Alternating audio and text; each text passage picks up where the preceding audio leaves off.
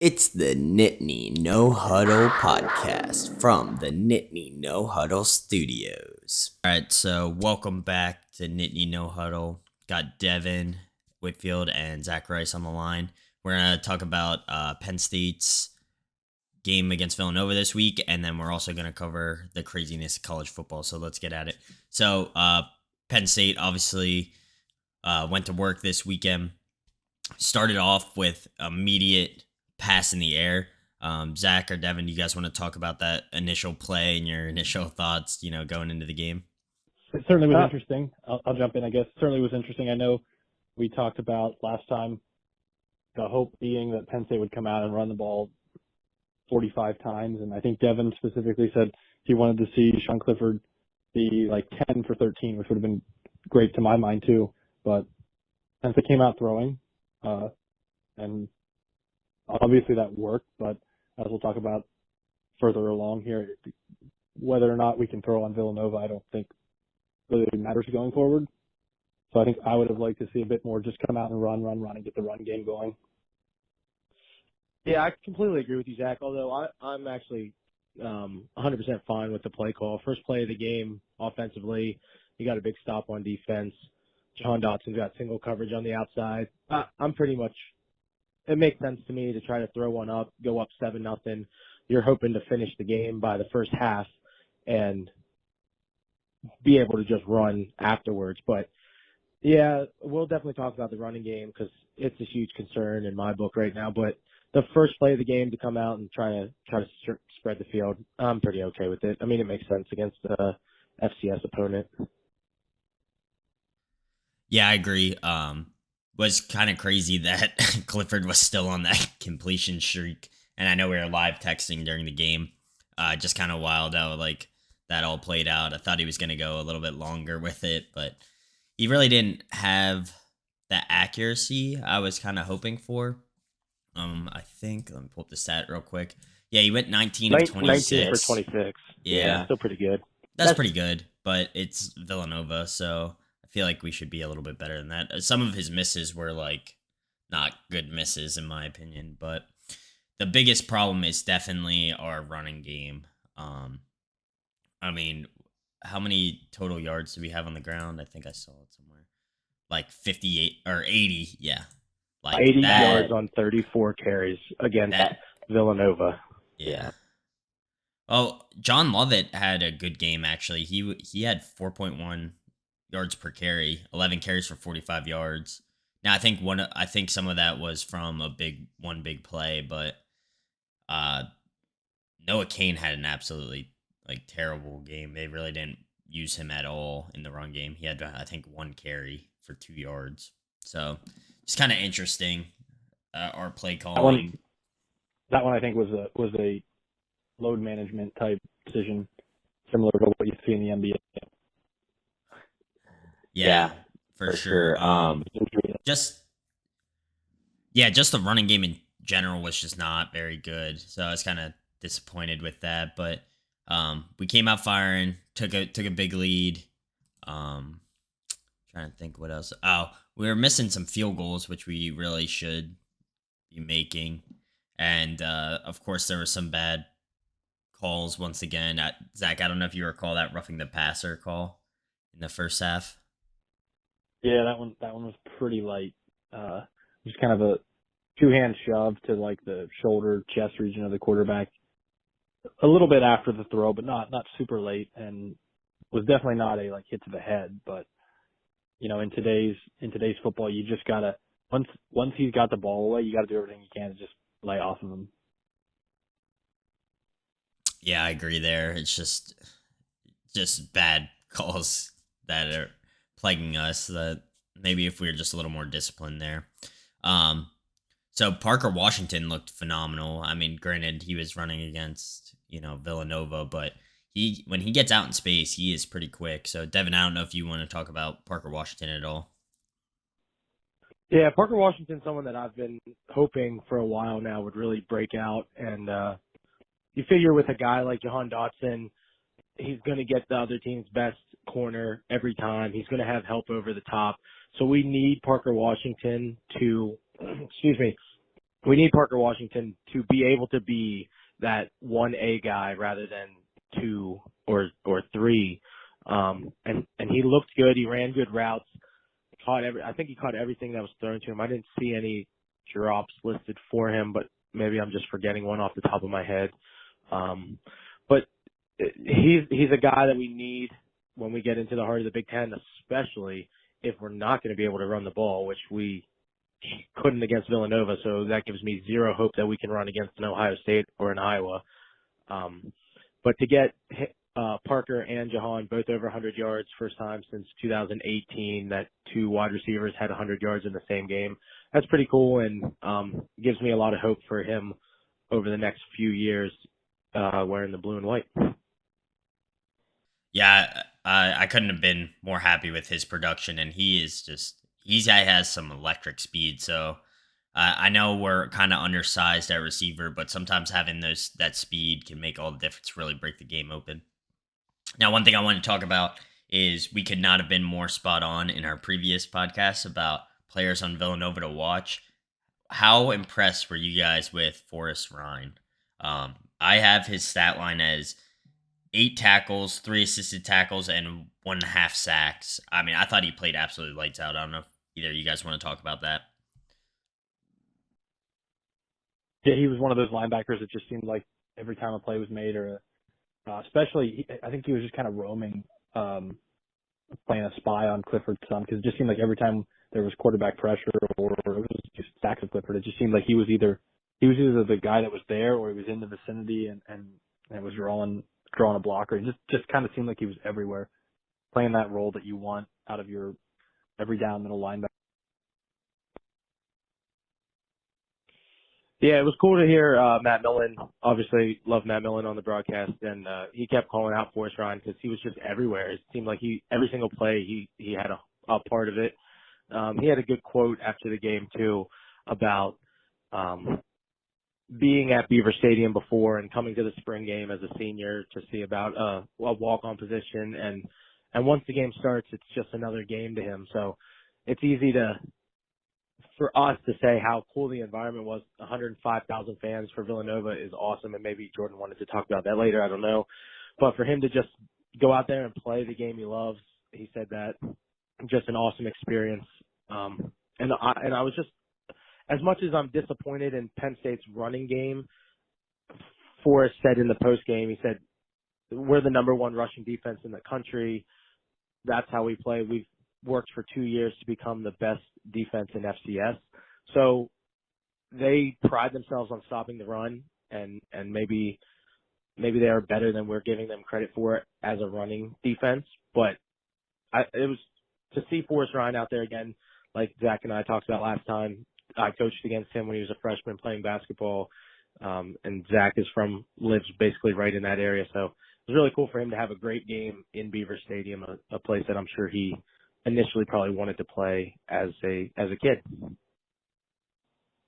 Yeah, it was just awesome to see him. I'll be interested to see if he gets any looks from any pro teams, either drafted or undrafted. I haven't really looked into his draft stock much, but he's definitely playing that big against, a top 6 FBS opponent is it's pretty crazy. So, yeah, I was very happy to see him doing well out there. Zach, did you want to add anything onto that? And you made a good point, or good segue with talking about the draft.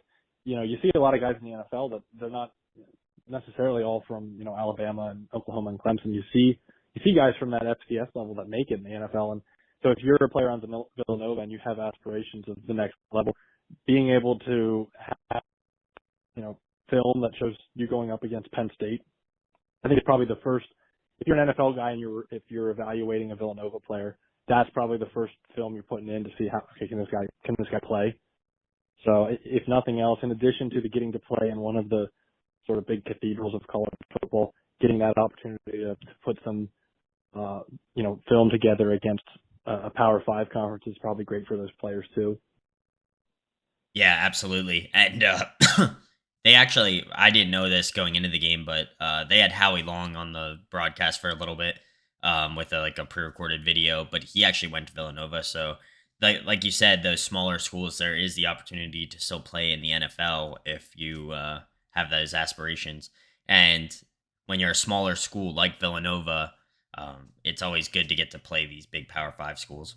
Which segues me into the next point is Villanova was preparing for the crowd noise at Beaver Stadium. Now, granted, it wasn't whiteout level noise, but still always a loud and difficult environment to come into. And because of noise ordinances out there on the main line, they had to use leaf blowers to make artificial noise loud enough to disrupt their quarterbacks and their play calling in practice. So I thought that was kind of funny. I don't know if you guys heard any of that or saw that. Yeah, and Daniel Smith said after the game, which again, we talked about this after Auburn. The opposing team's always going to say something like this, but he said in his post-game interview, the leaf blowers were way louder than the crowd. And that's a direct quote. So, not sure how I feel about that, but hey, to each their own. Yeah, it's just kind of, I mean, you take everything with a grain of salt. It's the same thing when Joe Burrow, went down to LSU and he was like, oh, the SEC is so much louder. Like, of course you're going to say that after you leave, Ohio State. So, but other than that, dominated pretty much the whole first half and most into the third. And then we brought in our second team defense and it did not go very well. I don't know if, Devin, you want to talk about that, or Zach, you want to talk about that? Yeah, I mean, it was 38-3, a minute into the fourth quarter when Tyler Warren scored on another Wildcat touchdown run, which, again, great to see that. And then, like you said, we kind of started really putting in the second string into the third string guys at that point, and Nova scored 2 late touchdowns. So the score looks much closer than it really was. I mean, I look at kind of the yards, total offense. Penn State had 509, Villanova had 280. And both their touchdown passes in the end combined for 74. So even if you just take away their 2 touchdown passes, that puts them down to 200 yards for the whole game. So at the end of the day, 38-17 doesn't really matter to me as much as how Penn State played and got to rest some guys in the end. Like we said, Noah Cain barely played. Clifford was out pretty early in the game. A lot of other guys. So that's the linemen were out pretty early. So that's more important to me than anything else. And so it's a win over an FCS school. So yeah, I would echo that the score isn't really all that important. I would note though that I think when you see these types of games, it's indicative of the gap between even a top. We'll see if Penn State really is a top 10 team, but even between the back end of the top 10 or top 15, top 25 teams. And the Alabamas and the Georgias, because when the Alabamas and the Georgias, or the Ohio States when they're really rolling, or Clemson with Trevor Lawrence or Deshaun Watson, when they play a team that they are significantly more talented than an FCS team or even a lower level team in their conference. Good example is Georgia yesterday. They beat Vanderbilt like 62-0, and they almost had more points than Vanderbilt had yards. And I think one of the things that doesn't get talked about is when Georgia goes up by 1 million on Vanderbilt and they put their third string in. Their third string is still a bunch of like 4- and 5-star recruited guys that are just kind of green or freshmen. And then they go in and they still continue to put the route on. And I think that's where you see a bit of a difference with Penn State. We put the backups in and, not to disparage the backups, but Villanova is able to move the ball on them. So I think it's one of those things where the depth, if you're Penn State, or really anybody who's not like a top 3 team in the country, not having, 3 levels of NFL players the way Alabama does shows up in some of these scores where, I think you could probably say the score was 38-3, I guess, when Penn State really took the foot off the gas. And, maybe if they keep the starters in for 4 quarters, it ends up being 49-10 or something. But is that really worth it in the grand scheme of things if somebody gets hurt? Probably not. Yeah, and Zach and Franklin said after the game too in his post-game quotes about how much respect he has for Ante and their program. So I think it's one of those things where Franklin has gotten some slack in the past for doing things against bad teams to run up the score, or I think at that time he called a timeout to ice the field goal kicker. But I think this game was one that he had a very specific plan of let's get up by 5 scores and then be done. And whatever happens after that doesn't really matter. So I don't know if that was his plan, but that's how it seemed like he talked after the game. And that's that's what we call in the podcast business a good segue, Devin, because do you know who the team was that Franklin called that late timeout against to ice the kicker? Georgia State. There you go. Which we're put all about a the segues. hurting on Auburn yesterday. How about what a crazy week in college football? Like I can't remember the last time I felt this sort of like uncertainty in the college football world. I'm thinking all the way back maybe what was that crazy season? 2005? Was that it, Zach? 2007? Where just everybody's losing every week and, you have a 2-loss team, I think, playing in the national title, like just craziness. Winning the national title.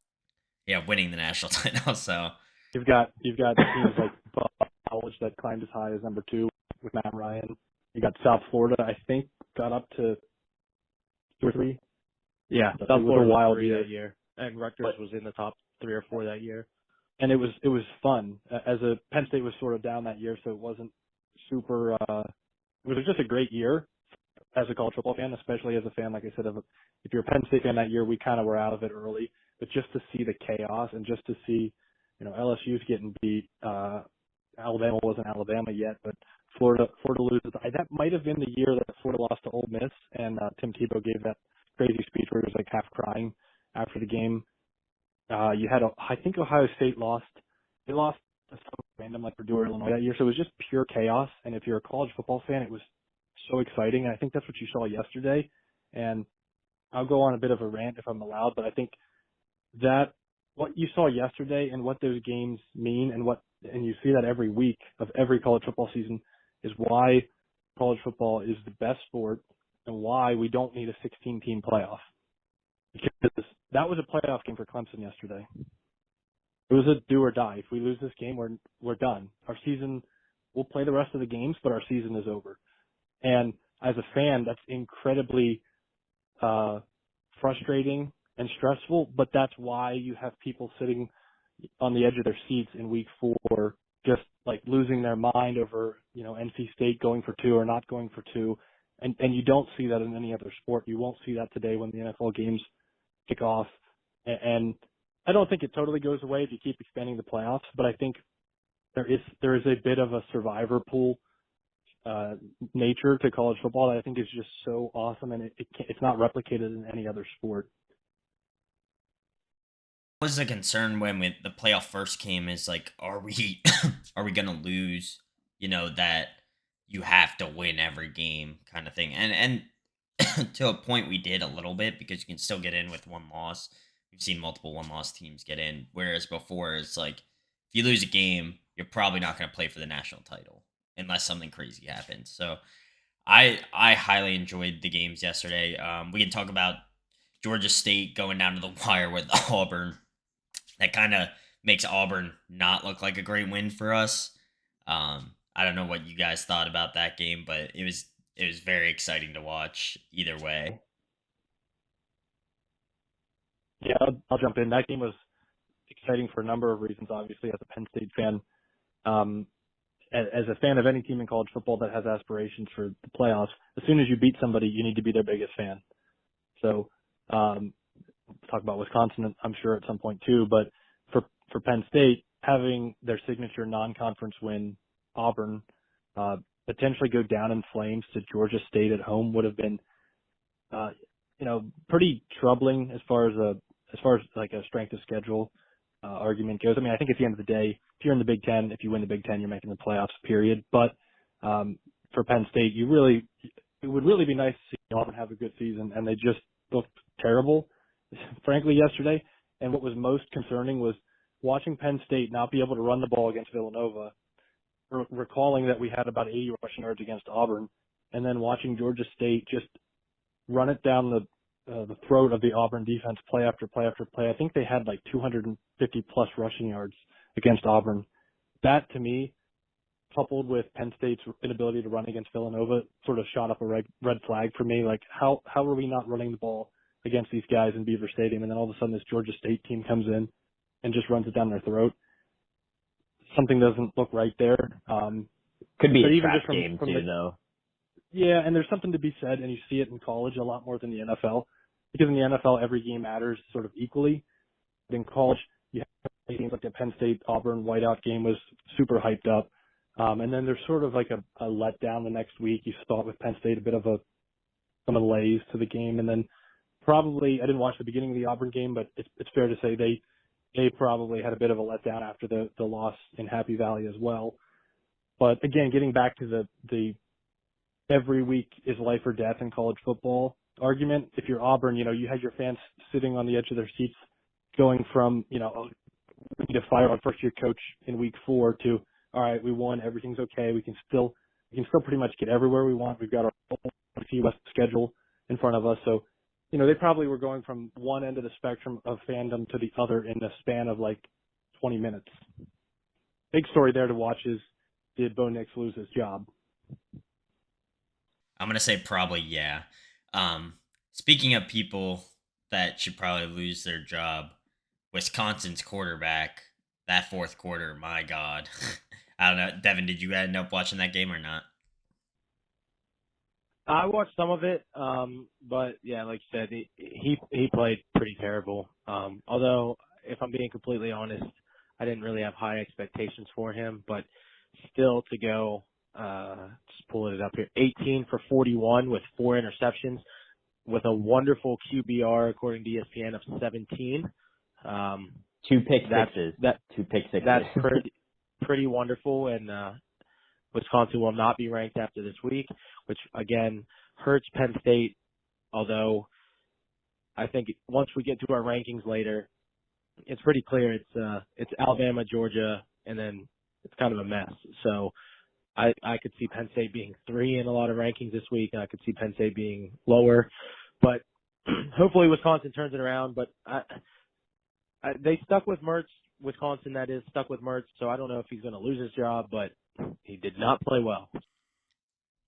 No, he did not. So that was a pretty crazy game. It was a 3-point game with like 14 minutes. No, not even 14. It was like 10 minutes left in the fourth quarter, and they ended up scoring like 31 points in the fourth quarter. It was just wild. But another great game. Speaking of, good programs I'd like to see kind of make relevance again. West Virginia, Oklahoma. Another great game there. I don't know if you guys stayed up and watched that game, but West Virginia went down to the wire. I believe I talked about that in our last podcast about probably betting on that with a 17.5-point spread.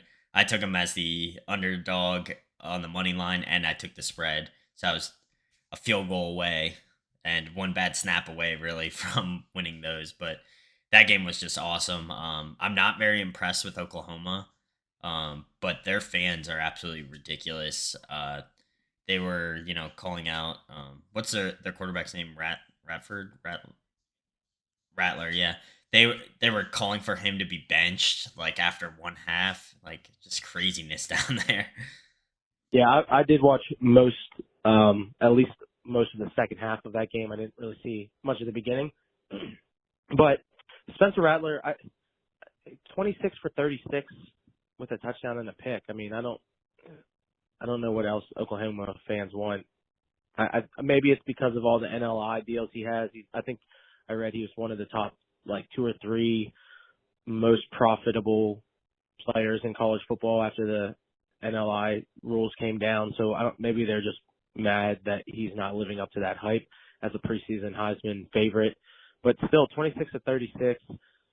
I think West Virginia is a solid team. I love West Virginia. They're one of those teams that I would put like in my top 3 or 4 favorite college football programs that I just like to support.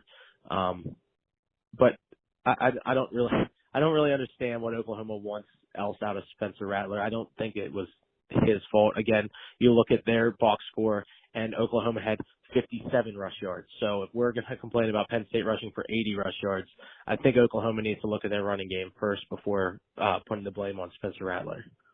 Yeah, I agree. And no offense to the Big 12, but the Big 12 defenses are not known for being the, stop the run or even stop points from being scored typically. So I understand a little bit of the frustration with not living up to the Heisman hype and having, Kyler Murray go there and also Baker Mayfield, Jalen Hurts. Like, there's a little bit of pressure there for sure, but I think it comes back to what Zach always says about the lower IQ football fans always blame the quarterback first. So, Zach, I don't know if you want to talk about that.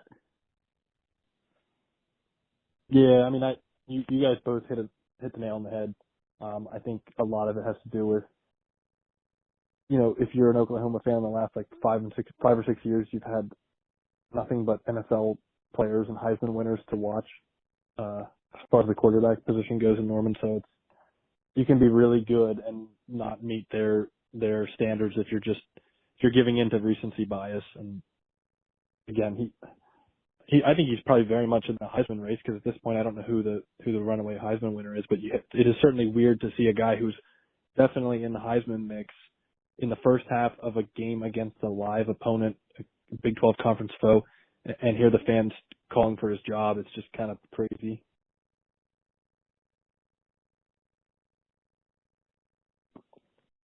Agree.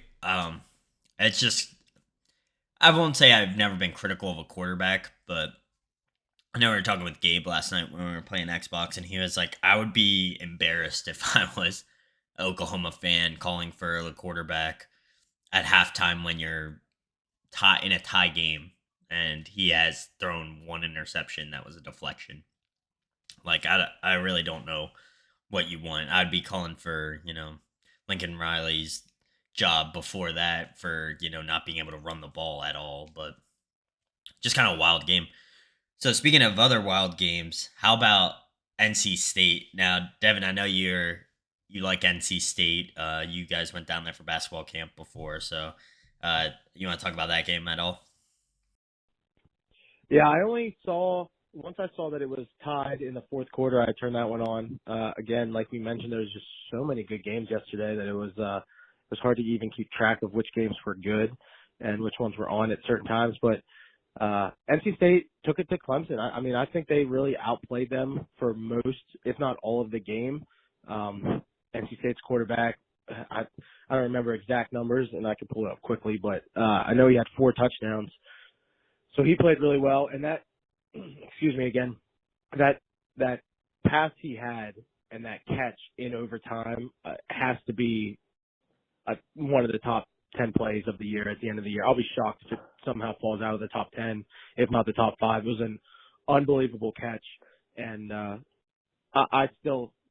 Clemson's still going to win the ACC. I mean, if they don't, I'll be shocked, but it pretty much eliminates the ACC from the playoffs, which is good because the ACC sucks. So, yeah, I agree. And now we can get 3 SEC teams in there, so that would be awesome.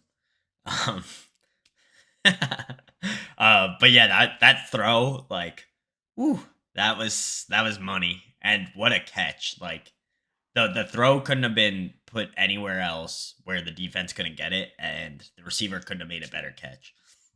And in comparison, in overtime, you saw Clemson, a similar type throw, not catch it. So it's just, college football is just crazy, and I'm a huge fan of college football overtime. I love how they do it now, where you have to go for 2, and then it just becomes going for a 2-point conversion further on. So I think it brings a lot of excitement to the overtime aspect. Zach, did you want to talk about that game at all? Yeah, I'll play devil's advocate and say I still fully expect Clemson to win the ACC, because I do agree 100% with Devin. The ACC sucks, and for that reason, I don't think there's anybody. NC State obviously is in the driver's seat now, I forget whether it's the Atlantic or the Coastal, but I wouldn't be shocked to see Clemson not lose to anyone else in the ACC, because I'll turn it back to either one of you, and who in the ACC is going to beat them. I know they have Boston College at home next week, but I think there's a decent chance they still win their division and go on to win the ACC. But I would agree, it doesn't really matter how it shakes out. There's no way the ACC is making the playoffs. You've got BC and Wake Forest both undefeated. I guess if they ran the table and then win the ACC title game, I guess they'd have a shot. It just kind of depends how things would shake out.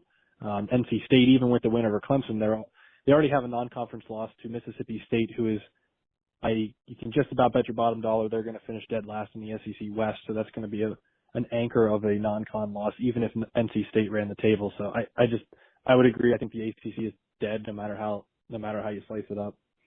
Yeah, like you said, Zach, the only way the ACC gets a team in the playoffs is if somehow Boston College runs the table, and it's just not going to happen. I mean, I would be willing to bet almost anything that Boston College is not going to run the table, and they're probably going to lose to Clemson this week, so that will officially eliminate the ACC. So I will say, and I have no confidence in Wake Forest doing anything better than like 8-4 maybe, but they are one of the ACC teams that got Notre Dame this year.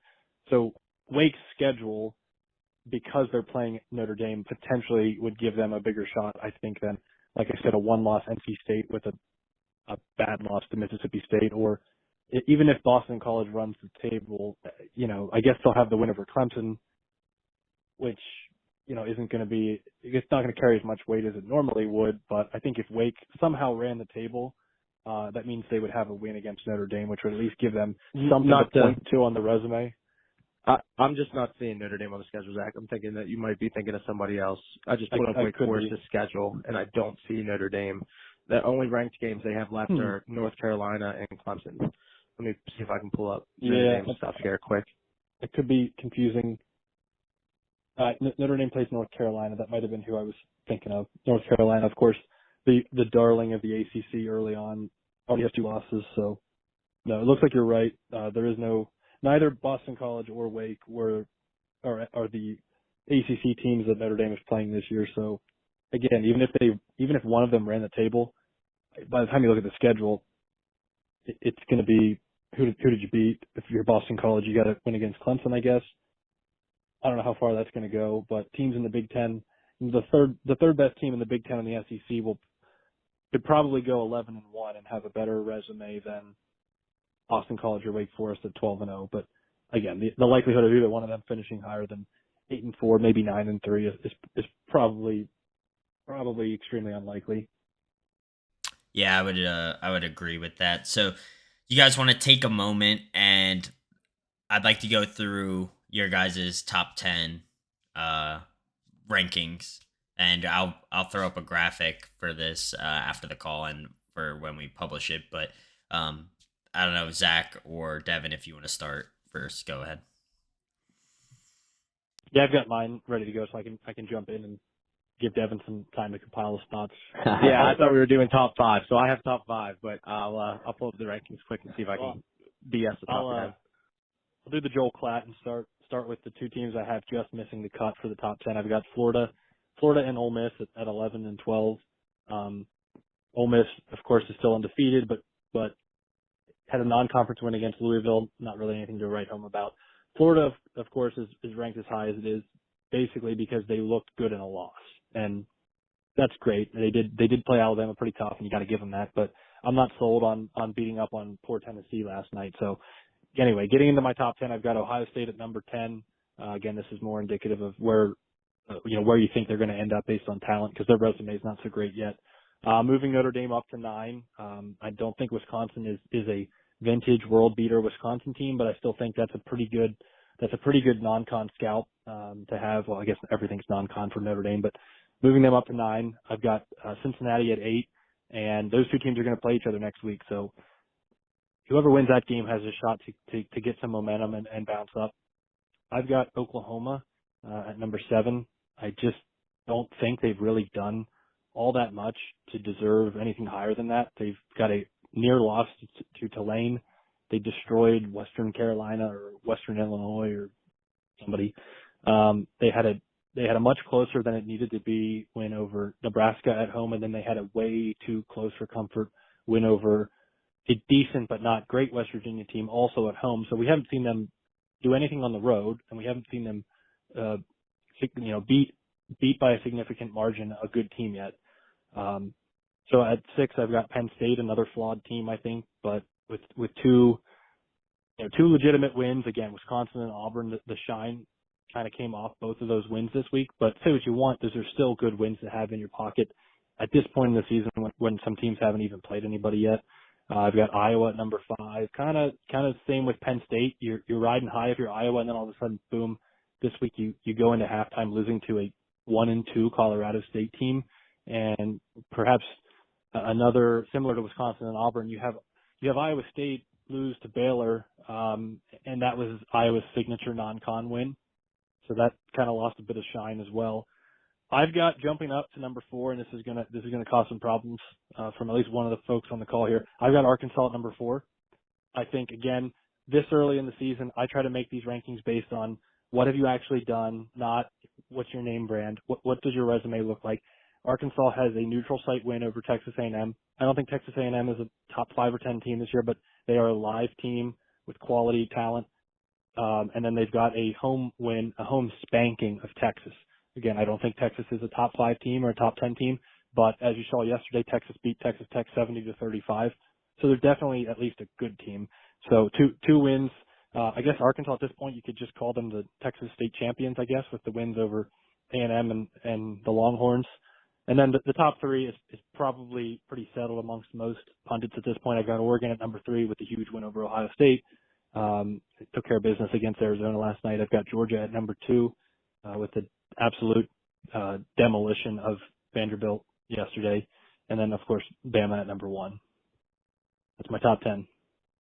So mine is pretty similar to Zach's. Like I said, I had already planned out my top 5. Wasn't sure the top 10, so I just pulled up last week's ranking, and it looks like the coaches poll just dropped as we're recording this, so that helped me a little bit too. I have Notre Dame at number 11, just on the outside looking in. Number 10, Ohio State, again, a loss to Oregon, who we have in the top 3. So they're at number 10. Number 9, Florida. Number 8, Cincinnati. Number 7, Oklahoma. Number 6, Iowa. Number 5, Penn State. Number 4, Arkansas. I gave Arkansas the slight advantage over Penn State whenever I saw that Arkansas beat Georgia State by 40 and Penn State beat Auburn, who barely beat Georgia State. So those two were 4, 5, 6 is really tight for me, but I gave Arkansas a little bit of an advantage there and moved them up to number 4, which means that I have 3 SEC schools in the top 4, which is sad to say, but that's how it is right now. I want to bomb it. And then 3 Oregon, 2 Georgia, 1 Bama, and I think it's Bama, Georgia, big drop to Oregon, and then a pretty big drop to 4, 5, 6, 7, 8, and everybody else. So that's my top. All right, good stuff. I'll go through mine, and then we can discuss our takes. Make sure you throw up your Jordo's hot take of the week, sponsored by Taco Bell. Here. Yeah, it's funny because I just got Taco Bell for lunch too, so I'm actually drinking out of a Taco Bell cup on the podcast right now. So I'll start with just missed the cut, number 12, Ohio State. I think you got that loss to Oregon, and you just have not looked good. I really don't have any faith in Ohio State. This is going to come to a shock. Number 11, just outside the cut, Oklahoma. I have not seen anything from Oklahoma that gives me any sign that they're a top 10 team. They barely beat Nebraska. They barely beat West Virginia. They just haven't looked good. I have them out of my top 10. Number 10, going to be a surprise here. BYU. Still undefeated. I think they're a good program. I think they really could, break in and possibly, run their table. And we may see them in the top 4 come the end of the year, depending on how things shake out. Number 9, Michigan. I think they have a really good team still. They had a little trouble with Rutgers down the stretch there, but they largely dominated the first half of that game. They came out real flat in the third, but I think the way they're able to run the ball and their offense and defense together, I think they've been a good team. Number 8, I have Notre Dame coming off that huge win against Wisconsin. The scoreline really isn't indicative of how that game went. It was a very close game until they blew it open at the very end. So with a third-string quarterback. Still a lot of questions there for Notre Dame. Number 7, I have Penn State dropping down to number 7. Just because of our run game, I do not see them being able to, pound the rock down the stretch in the Big Ten, you're going to have to run the ball eventually, and we have not shown anything that we can do that. So I have Penn State at 7. 6, I have Cincinnati. You guys hit Cincinnati pretty well already. I think they're a good team, and they're going to play Notre Dame this week, so get to see them. For me, they could be the best team in Ohio, so that'll be a good game. 5, I have Arkansas. Good win against Texas A&M. They have a tough schedule ahead of them. They already beat Texas, so they're just rolling right now. We'll see how they finish. 4, I have Iowa. Took care of business. Iowa's a good team. I'd like to see them. I mean, they're going to play Penn State here, so we'll get a little bit more in depth on them. 3, this is going to be another shocker. I have Alabama dropping to 3. I just don't think Alabama is the Alabama of the last 5 years. Personally, they have some question marks, and they have looked vulnerable. Where the other 2 teams, Oregon took care of business last night. They looked real good. Their offense is so explosive. I really could see them winning out. So I have them as number 2, and then I have Georgia, who has just absolutely demolished everybody in their path. So that's how I have my top 10. If you guys want to comment on that. So I'll say that is interesting. I don't dislike the BYU. Actually, I think since you brought up BYU and since we all had Cincinnati in the top 10, I think every year everyone's waiting for are we ever going to see a Boise State or a UCF, or what do these teams have to do to make the playoffs? And I think this year, because we think we're maybe looking at that 2007 type season where everybody's going to lose at least once and a lot of the big blue bloods are going to lose twice. This could be the year, and I would say Cincinnati and BYU have been fortunate enough to schedule better than UCF or Boise was ever able to. So Cincinnati had this huge game with Notre Dame, of course, coming up. That's not a type of game that the Boise's of the world were ever able to get. So if they win that and they run the table, they're going to be in the mix in the top 6 at least. Similarly, Boise State, I was looking at their schedule. They have 5 Pac-12 games on the schedule. They're an independent, so they kind of can craft it how they want. They do have 5 Big Ten or Pac-12 games on the schedule, and they're set to end the season with USC, and they have to be super disappointed to see the way that USC has turned out. They lost to Oregon State last night at home. So if you were BYU, you started the season with a bunch of nice wins. You're riding high, and you were probably hoping we get to 11-0, and then we play USC in the last game of the season. Like what better springboard can you get than that? And unfortunately, that's going to be not all that big of a game at the end of the year. But I will say, I'm not saying BYU or Cincinnati makes the playoffs, but I think the likelihood or the chance that one of them makes it is higher this year than I think it's been since college football playoffs started. Honestly, the hottest take that you had, Jordan, in my opinion, is Oregon ahead of Alabama, because you think Ohio State is trash this year, and Oregon. I don't know how much of the game you watched last night. I watched most of it. That's one thing I'll say about this podcast is it has made me a more dedicated college football fan. Oregon was outgained last night by a garbage Arizona team, 435 to 393 in total yards. If Arizona did not turn it over 5 times, they would have won last night. It was a 5-point game going into the fourth quarter. Oregon was up 24-19. Arizona had 31 first downs last night against Oregon. So to me, that is your hottest take. Yeah, Alabama is definitely better than Oregon. I'm going to be honest. I fell asleep after the first half of that game. Well, not fell asleep. I turned it off. I was watching something else. But I got breaking news on the podcast. AP poll just dropped.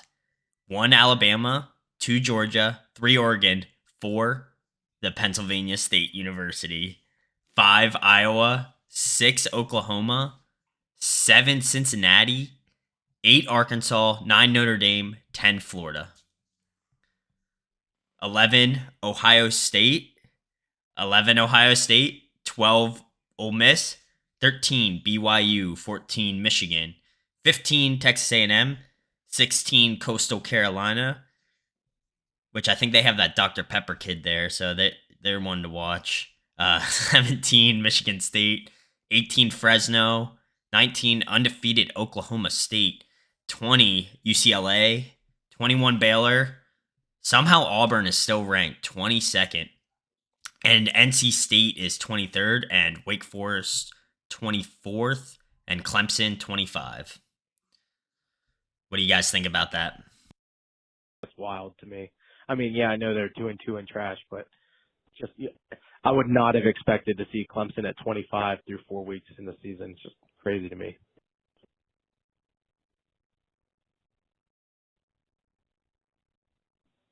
Zach, you alive over there? Did he pass out? Oh, can you hear me? Yeah.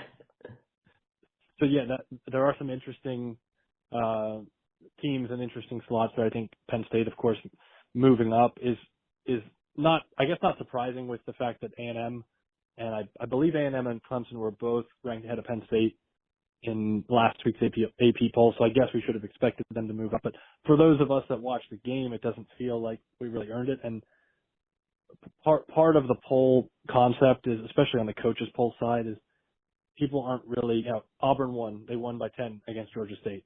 If you didn't watch the game, you don't understand, and the score doesn't tell the story.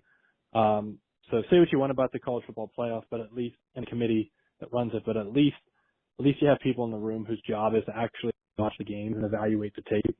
But I will say, getting back to Jordan's hot takes, I don't feel like this is necessarily a vintage Alabama Death Star type team. I'm not predicting anyone to beat them in the regular season necessarily, but I wouldn't be shocked if somebody did.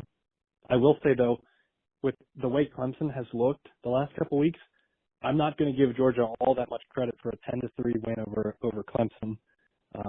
Not that Clemson's defense has been bad per se, but I don't think Georgia gets credit for the Clemson win now that they were getting in week 1. That's just something to keep in mind.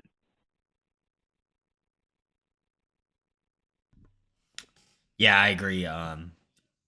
It's been a wild year already. I'm honestly surprised that we are in the top 4.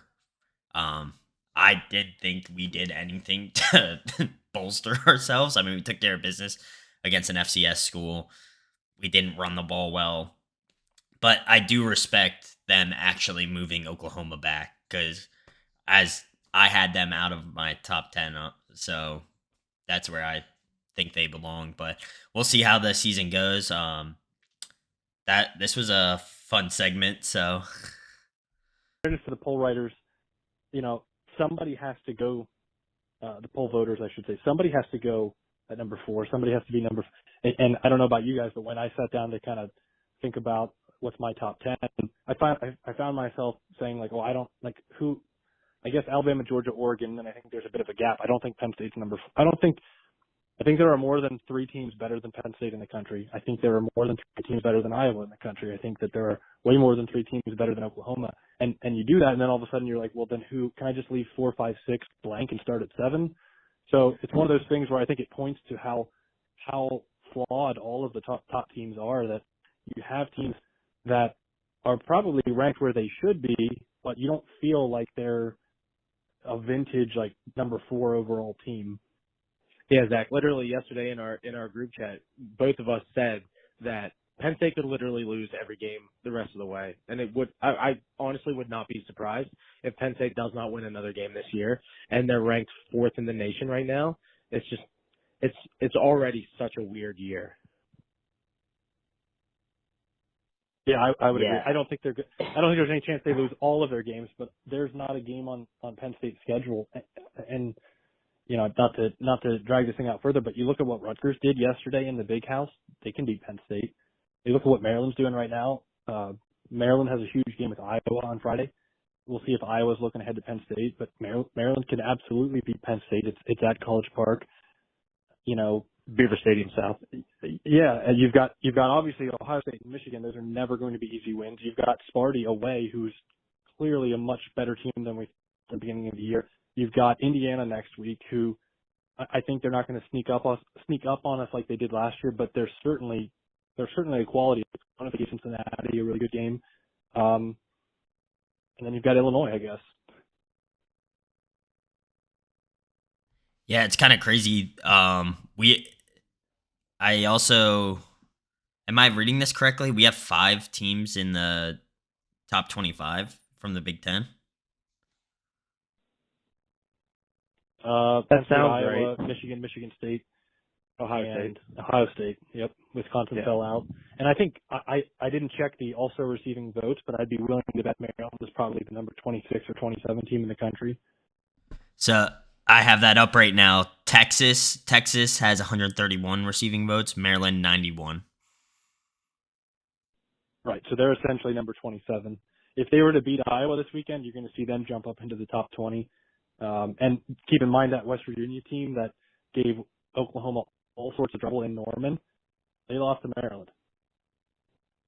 Yeah, I was just about to say the same. Yeah, we could very possibly, if Maryland beats Iowa this week, we could very easily see Maryland in the top 10 with that resume, in my opinion.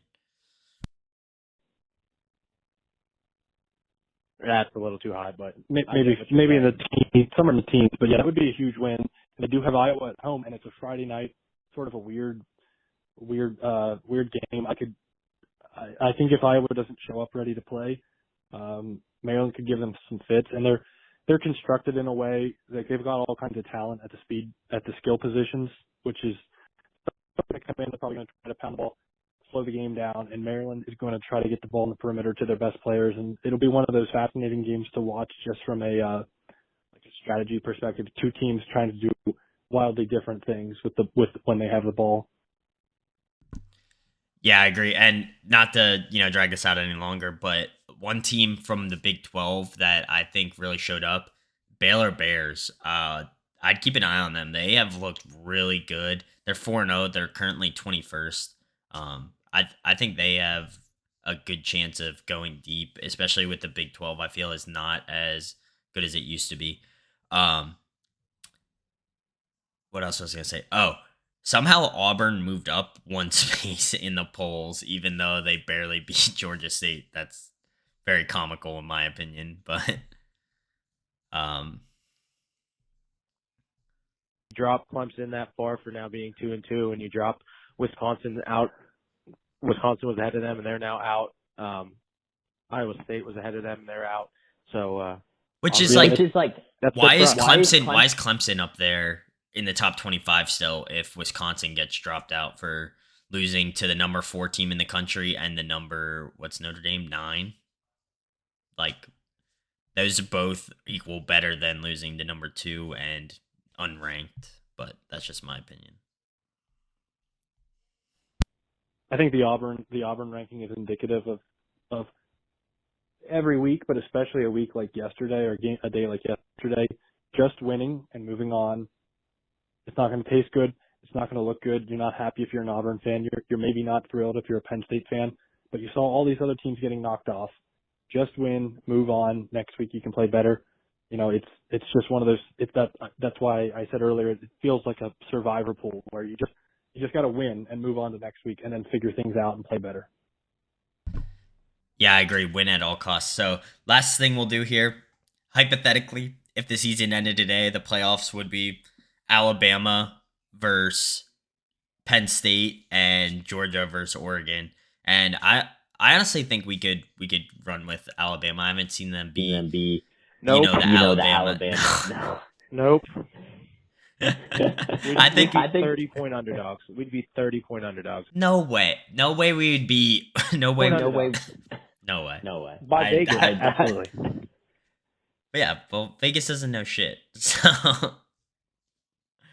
I'm just saying, I think our defense,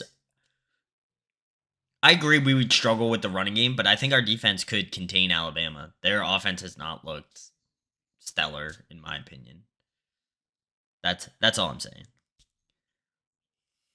I want to see Alabama play a few more real games. They looked good enough at Florida. They definitely didn't look like world beaters. Of course, it's a road game in a tough environment, so it's a little unfair to say, oh, Alabama looks terrible. They only beat Florida by 2 in the Swamp. But I think let's get a couple SEC West games under our belt, see what Alabama looks like. I think they play Ole Miss next week. That could be a pretty telling game. If they come out and spank Ole Miss, that's going to be a sign maybe that it's going to be the same old in the SEC West. That's an interesting one to watch too. just with the Lane Kiffin, Nick Saban connection. But I would be on Devin's side, getting back to the original point.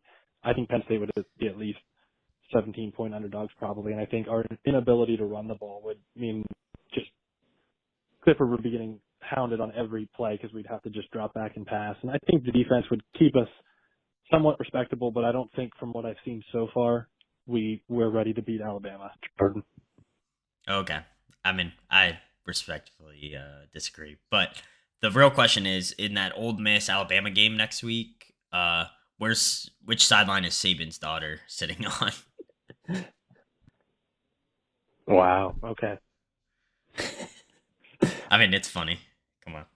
All right. Well, that's all I got. If you guys got anything else, we went way longer than anticipated per usual, but it was all great content. Looking forward to this week. We can do a recap or a preview for the Indiana game, which is going to be a 7:30 start night game. So looking forward to that, but we'll talk about that on the next episode. You guys have anything else? Nope, I'm looking forward to that preview podcast also. There's a ton of good games this week. So looking forward to doing that someday next week. All right, sounds good. What about you, Zach? All right, that's all I got. So thanks for joining us. We'll see you next time. Yeah, I did remember one thing. I would be remiss if I didn't mention the. Are we going to Michigan talk State about game. Michigan State? Yeah, here we go. Just want the I think I record was to partially reflect right on that, right? Well, the line was 5.5 towards Sparty, and Nebraska did cover, as was predicted by somebody on this podcast. I thought you said they were going to win, but I'll have to go listen to the recap. It was a closer game than I anticipated, but all right. That's all I got. I'll talk to you guys later.